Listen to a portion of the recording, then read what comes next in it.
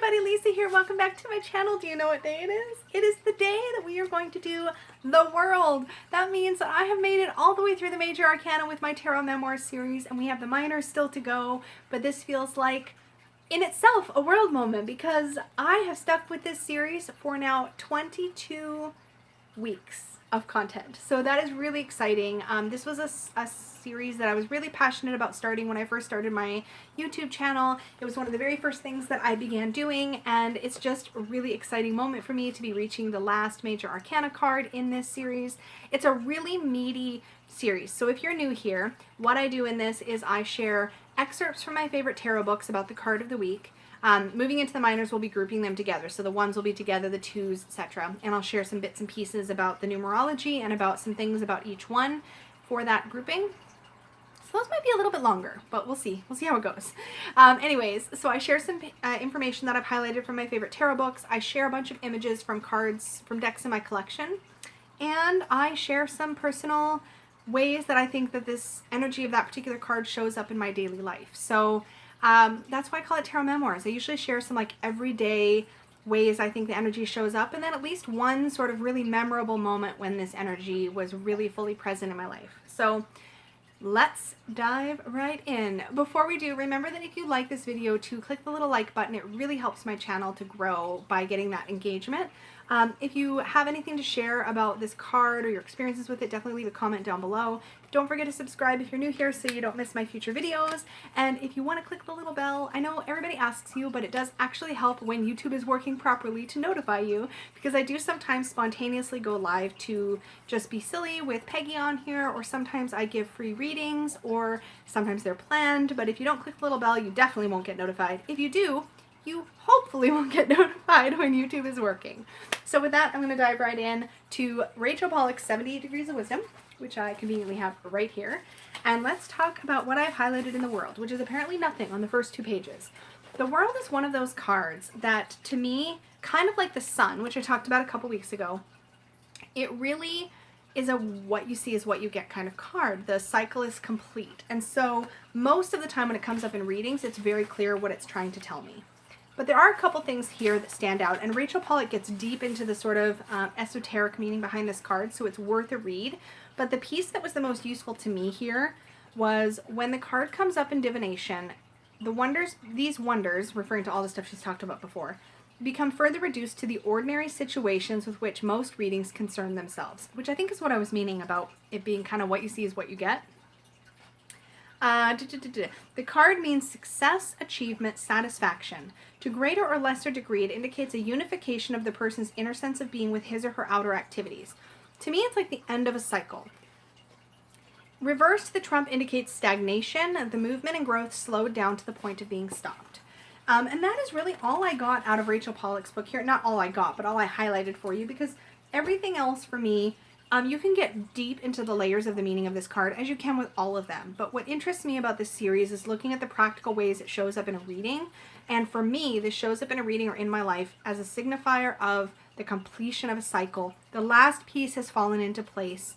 Things are finally sort of wrapping up, and it's time to begin a new journey or a new lesson. And so for me, that's the primary meaning of the card. So let's go into Melissa Sonova. I think I did highlight a little bit more here. So interestingly, her action phrase for this word is, or for this card is, I am transforming. Because really the world is that moment when our current path or our current set of lessons has completed.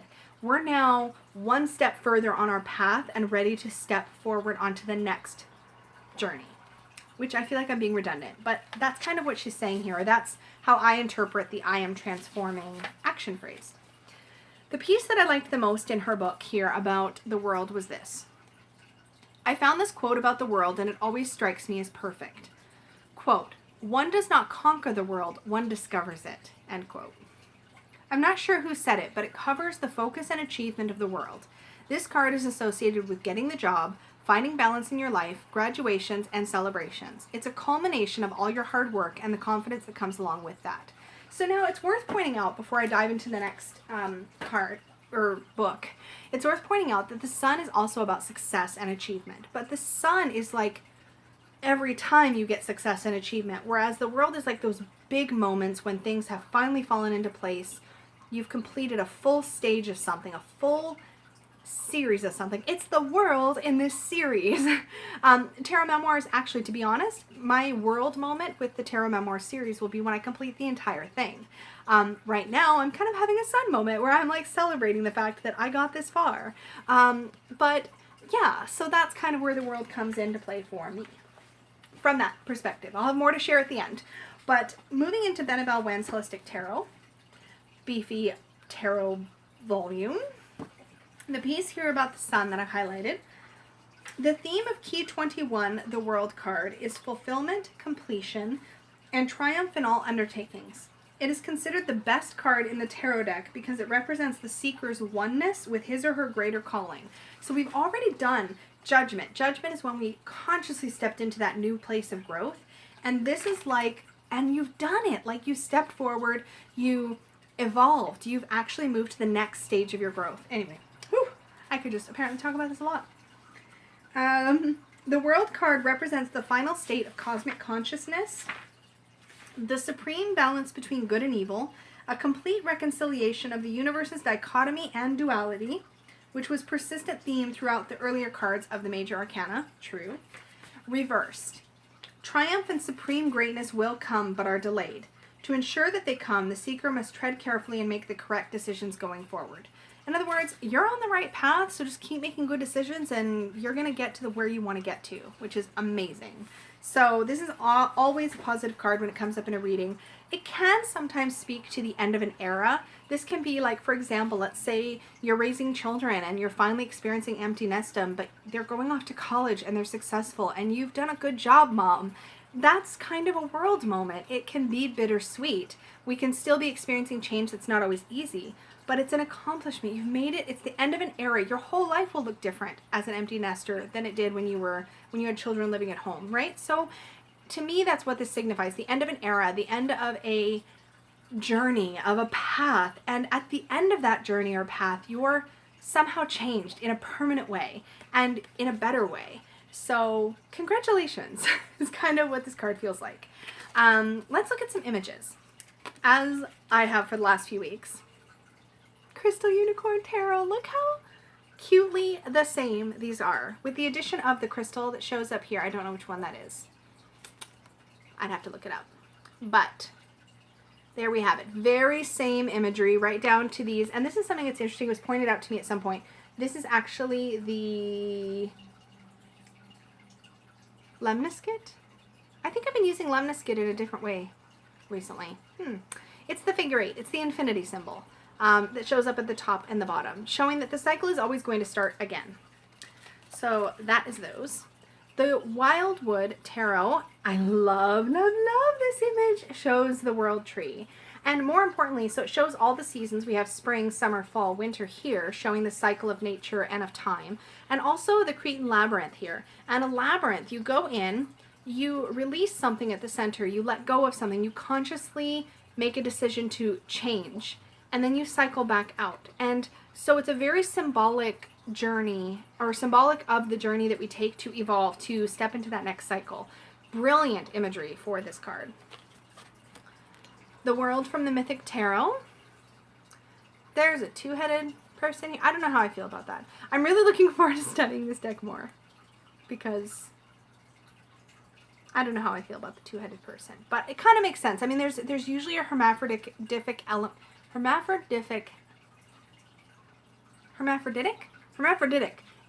to the world. I think I might have just made up that word. Is it a real word? World? See what I did there? If it is a real word, let me know down below. I'm curious. Also, comments are good. Anyways, I'm such a dork. Okay. Anyway, yeah, I don't know. I don't know how I feel about this, but I'm going to be interested to learn more about that image. Still, we get the idea with the snake eating its tail of the cycle. So I'll take it. Love Dancing Shiva here in the Sun and Moon Tarot. In this case, there's like a person, there's another person that is being danced upon. Typically, Shiva is seen, this is the sort of position you'd normally see Shiva in. Lord of the Dance, he would be dancing on the earth. And there's also a pyramid here down below with a gold tip. I'd have to look in the guidebook to learn more about this. If you are very familiar with this deck and know more about that imagery, I would be super curious to hear your take on it or how you would interpret this in a reading. But for me, knowing that it's the world, in this case it's called the universe, knowing that it's the world card is usually all I need to read it the way that I would typically read it. But I'm always curious on different takes.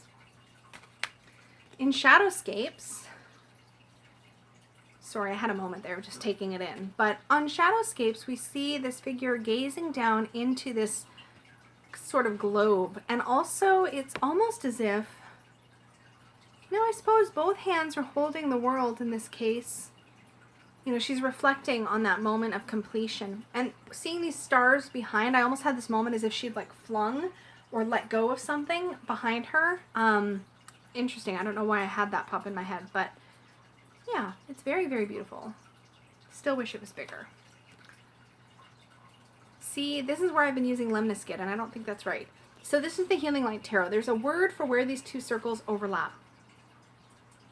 I've been using the word Lemniscate, but Lemniscate is a figure 8 infinity symbol. This is something else. There's a word for it, though, where these two things overlap. So this section in the center that's shaped like a Vesica Pisces, in this deck, that is what you want to pay attention to the most, or at least at first, to get your interpretation. And here we have somebody dancing on top of a tree, but if you look, there's almost a sphere as well. So you could definitely see that this is the world, or represents the world, excuse me.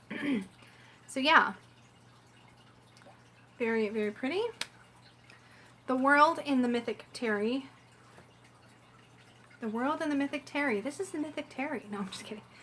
I can't speak, apparently, but this is the Mythic Fairy Tarot.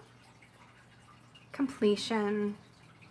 Definitely see that here. The crown on top of the world, the laurel wreath around. Beautiful. Tarot of the Hidden Realm. I don't know what to feel about this one. I would need to read the guidebook. The guide, oh, she does have, though, a spiral on her chest here, right at the heart center. I don't know if you can see that. Beautiful card. One thing that's amazing about this deck is that the guidebook, which is written by Barbara Moore, does a beautiful job of pulling you into the story of what's happening and what you're seeing here. So I need to spend more time with this one to know what that's supposed to stand for, but it is pretty. The world in... I dropped it. I always drop something. The world in the Deviant Moon Tarot. All the symbology I need is here for sure. And I love how relaxed and content and confident this figure is in the center. She's like, yeah, I got this. I love it. The world in the Prism of Visions Tarot. Now, in Judgment last week, there was a door that had opened, and you could see this sort of spiral through the door, but you couldn't see any detail. It was just the spiral. But now we can see all these wonderful things are in that spiral.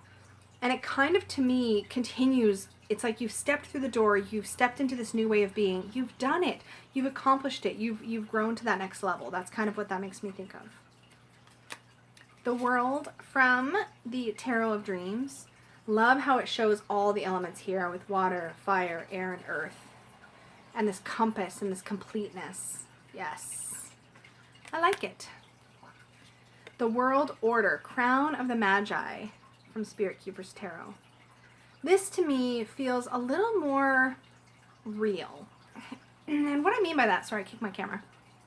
What I mean by that is that by the time we've reached the world, we have been through some crap. Like, think about all the stuff we've been through. We have been through our devil. We have been through our tower. Like, death.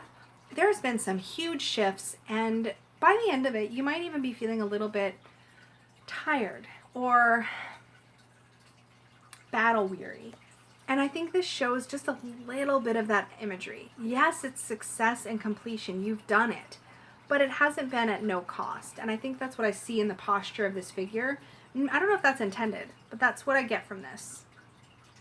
Interesting. And finally, a more traditional depiction from the Tarot de Marseille. Here in the world. Yes. So those are our card images. I find that a lot of times world cards are not the most exciting in the deck. Sorry, I just want to pull up my journal prompts so I can share them with you shortly. But, you know, at the end of the day, as long as I know it's the world, I know what it means. I know it means completion. I know it means the end of the cycle. It's the last card in the major arcana. It's the last step in our major personal growth journey. Yes. Good job, everybody. We made it. Woo! So every day, I see everyday world moments, those little ways, and we're trying to distill quite a big energy down into something very small and tangible. But in a small way, when I accomplish a big project at home, like doing a big home decluttering, at the end of it, it's like, yes. And it feels like a whole new space. And now it's the beginning of a new era in your home. So in a small way, I see those kinds of things as world kind of moments. And I know that in my day-to-day distillation, I make it seem more trite, but I really like to look at how even these major energies can show up in a mundane day-to-day kind of way. That is what I think of, is that idea of having accomplished a big home project. Maybe you've just repainted your whole interior, or maybe you've just done the outside, or maybe you've just landscaped your yard. These are big projects and they do completely change. There's a before and there's an after. And I think that's why that's what came to mind. From a shadow perspective, in a small way, I see this. Peggy's going to laugh her butt off when she reads this. So behind me in that closet is where our clean laundry goes when it's time to be hung up and put away. That's my job. So the shadow side of the world is when I put off that evolution, right? Day to day, meaning, let's see if I can make this make sense to other people and not just in my own head. When I let the laundry just pile up, despite knowing how good it's going to feel when it's finally done and all hung up and put away, that's the world in shadow. Yep. This is literally all I can think of, you guys. If you have mundane, day-to-day ways you think the world shows up in light and in shadow, I'd be super curious to hear what you came up with, especially if it's lighthearted and you're comfortable sharing it in the comments, because I'm always super curious. But from a big way, there's two things that came to mind. One is slightly more tangible and more mundane. The first time I participated and completed 50,000 words for National Novel Writing Month, which is NaNoWriMo. I've only done that successfully one time, but the feeling was so good at the end. It was like, yes. The downside is that now you have this body of work that is incomplete in a way because it needs to be edited and refined. And I actually came across it when I was decluttering recently, speaking of decluttering, which is clearly fresh on my mind. And I realized I never finished editing it or doing anything with it. Not that I need to. Like, the experience of doing it was pretty fun. I'm not super married to the story, but it was fiction and it was fun and it was a big accomplishment. But in a bigger, less mundane way, probably my biggest world moment was when, after all of the work I had done on self-worth, on body acceptance, on self-love, when I realized, when that day kind of came, that I realized I really do love my body. Like, I love my body. I love my upper arms. I love my belly. I love my hips and my thighs. I love it all. And yeah, that doesn't mean it's perfect and every single day I think everything is wonderful. It's still a journey. But there was a moment that came when I realized that I had really integrated this self-love, this body love, this confidence about my physical self. And the moment that I realized that was definitely a world moment. It was like, that stage of the journey feels somewhat complete. It's still a process. It's still something I need to be active in doing. But now it's different. I'm at a new level of it. I've come to a different place in it now where it's just different. And to me, that initial stage of just coming to terms with that I didn't have to always be on a diet, and coming to terms with looking the world in the face and being confident in exactly the body that I have now and not feeling like I needed to apologize for it. That was a huge process and it took a lot of work, and there was a lot of major arcana moments there. And I've talked about this in one of my other major arcana cards where I really first stepped onto that and I really gave up the diet world, the diet mentality, the diet culture permanently. I think I talked about it in Death actually, but there was lots of major arcana moments along that journey, but the moment when I finally just realized I'm here, like I'm kind of here. I've done all this work and it's paid off, and this is how I feel about myself now. That is my world moment. So super happy to share that. And also mini world with having finished the major arcana, but we will definitely have that full world experience when we have finished Tarot Memoirs in its entirety. Join me next week for the ones. But before you go, do engage with this content. So remember to like, subscribe, do all those good stuff that you know you want to do. Or maybe you don't, and I've just made it sound like you do, and that's kind of a jerk move. Sorry. If you want to like or subscribe, please do that. But otherwise, I do also want to share with you some journal prompts from Andy Matzner's Journaling the Tarot, which if you've been following the series, you know I do this at the end of every video now, and I will continue to do it through the minors. So I've got 5 journal prompts that I've selected from this book for you to engage with if you want. Any of them, all of them, whatever you like. None of them, that's cool too.